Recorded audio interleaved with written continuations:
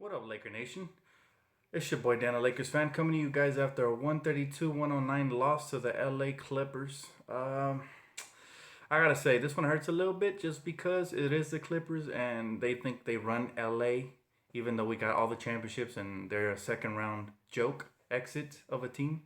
So, that's not really a conversation unless you're a delusional Clipper fan, which I should expect a couple of you guys in the comment section, but we'll just dispatch you as you come. Anyways, we lost to the Clippers, and I expected a little bit more of a fight. I'm sure all you guys did after that Cleveland Cavalier game, but um, there was definitely some positives in this game, believe it or not, and I'll get into those a little bit later. But first, let's start with the negatives. Defense, because offensively we weren't that bad, guys. Most of our young core played great, minus Jordan Clarkson, but we'll give him a pass because he's been the most efficient young Laker of the season. So, you know, we'll give him a pass for this one because he had an off night. But Ivica Zubac looked great. All right. Defensively, not so much, but offensively, he's showing more and more of his offensive game and how he bullies uh, smaller players down low and his soft touch. He continues to show out. I think he had 18 points tonight and like 8 rebounds. So that's good, especially when you're going up against a powerhouse like DeAndre and Blake, you know. Um, Julius, to me, is starting to stand out in a bad way, like a sore thumb, because he does not play great defense and he's a little bit undersized. And if he's not giving you much offensively, then he's just a casualty out there. He's a liability if you think about it. I've been saying this several games already that I'd rather start Larry Nance, and Luke Walton already went to the media to say that Larry will have his chance to start later this season. Now, the reason I want Larry there is because he hustles harder and he focuses on both ends, not just on offense. And he plays his role better because Julius sometimes gets out of control and does turnovers, or or just throws up wild shots, and that messes up the flow a little bit. Ingram is looking really nice. His jump shot is starting to get more and more confident, especially mid range. He's starting to have that little off the dribble mid range pull up. I like it. His release looks a little bit quicker. The three ball still has to improve because as soon as he starts hitting that consistently, then the defense will be more honest and he'll be able to drive by them and finish at the rim or create for teammates, which is something he's been doing recently. He's been finishing at the rim, and I've been really happy. There was a play in this game where he took it right to Paul Pierce's chest, and he said, "Get your wheelchair sitting ass out of here," and he just laid it up over him. That was beautiful to watch, especially as a Laker fan. If you hate Paul Pierce, it's like, yes, the future's taking out the past garbage. So it was beautiful to watch. But yeah, I gotta say, Brandon Ingram's improving. The only place he needs to work on is his free throws, man. He cannot go, what was it, 1 for 8 at the free throw line or 2 for 8 or something like that. He can't do that because in college he showed the capability of hitting it. So at this point, that tells me it's all in his head. He needs to get in the gym and just shoot thousands of free throws. He easily could have had close to 30 points. He ended up with 21, but he left like 7, 8 points at the line. He needs to be able to make those because those are freebies and they keep the team closer. Now, he's not the only one that needs to work on his free throws. D'Angelo missed one. Clarkson missed a couple. But like I said, we're going to give Clarkson a pass because he had an off night, but he's been the most efficient Laker um, all season long. So we're going to give him a pass. It's okay to have an off night. I'm not going to talk bad about Clarkson. D'Angelo had a decent game. It wasn't as great as his last one, of course, but he's putting up the stats. And something I've learned about him is that he is a shooting guard, right? That's his natural position. He looks a lot more comfortable just catching and shooting, or catching and driving, and or doing whatever he has to do as a secondary ball handler. Now, as a primary ball handler, he's a better playmaker.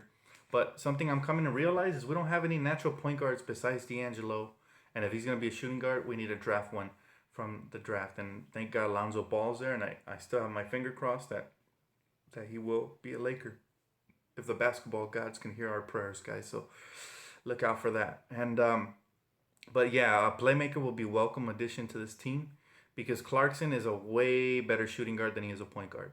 He's been not that effective ever since making the switch over to point guard.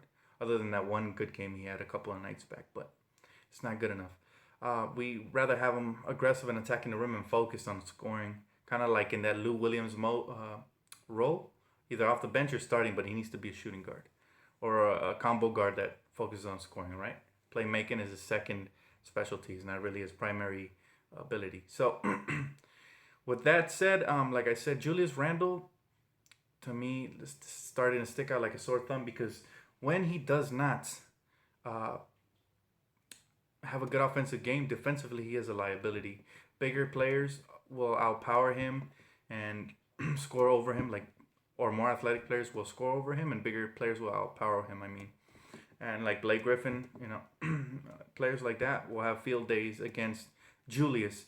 And another thing I noticed that his pick and roll defense is atrocious, guys. He doesn't switch out quick enough. He kind of like sprints out and puts his hand up late, and that doesn't really count when the shooter's already locked in. He's gonna splash that all day, especially shooters like JJ Redick. So when he needs to make the switch, he needs to make sure he makes the switch quickly, and they need to rely on help defense to come out. Zubats looked great. Ingram looked great. D'Angelo looked good. Clarkson had an off game. What am I missing? Yes, congratulations to David Newaba, who landed that 2-year contract. I'm really pleased that we signed him, and I look forward to seeing what he could do next year if we are competing for that 8th seed. I really like Thomas Robinson. I hope he gets minutes because he deserves them. He showed out when they played him tonight. He was giving it to Blake. Man, they better hide all those equipment managers because Blake Griffin might punch somebody out after the game. He was upset. But yeah, guys, definitely we need to put up a better effort defensively, collectively. Not just Julius. This is not just attack Julius, even though he is a big liability defensively. So is Russell. Russell, he gets caught in the screens, and then it takes him a while to recover, and then sometimes he fouls from the back. So that's 3 mistakes in one defensive possession. What he needs to do is when he gets caught on screens, he needs to rotate to the player that the player that's helping him is covering his player, and he needs to cover their player quickly. If not, he's gonna give up wide open threes or drives to the basket. But we've known Russell is a liability defensively, but at least he's more of a offensive person you can count on, somebody who can play make. Seriously, when they subbed him out, we just started losing by a lot. And I'm not saying it's all because of D'Lo, but also because of the flow of the game, right? I was liking the way we started. At first, we were down by 20, and then we started clawing back. But then, when the second unit came in with no Clarkson in it, we struggled a bit. So it was tough, guys. But we definitely have to improve defensively. Offensively, we're okay, and we're getting better in the area. Like I said, it's starting to get clear. I don't know if you guys noticed, but the guys are consistently giving us offensive efficiency is Brandon Ingram, D'Angelo, and Ivica Zubats. And I think if we are going to make a trade, those are the 3 keepers. Because, as you know, I'd like to keep Clarkson and Larry Nance and all these guys. But if a right package comes along and maybe we can land somebody, a star player with the pick attached to it, then you'd have to give up some players. I wouldn't give up any of those 3. I feel like those 3 have the brightest future. Ivica Zubats, Brandon Ingram, and D'Angelo.